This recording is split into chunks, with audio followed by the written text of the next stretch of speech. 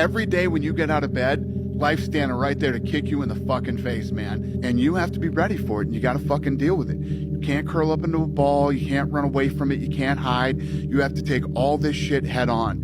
You have to get up every day when I get up out of bed, I strap up and I'm getting ready for fucking war. I think success in fighting in life is about desire and the will. Yeah. How bad do you want it? Is it worth dying for? That's the true greatness, is the willingness to die. So is this thing worth greatness?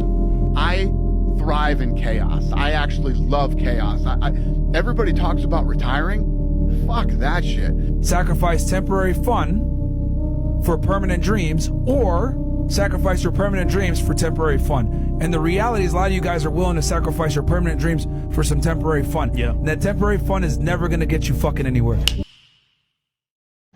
What the fuck did you do when the headphones come off, bro? It's you in your own mind. It's the reason why you're a loser, and the reason why you're not fucking making it, and the reason why you're trying to go to all these, I go to all these fucking conventions, speak all the fucking time. I look in the fucking audience and these people sign up, fucking every year to go to convention, thinking they're gonna learn something fucking different. No, you're lazy. You know exactly what to do.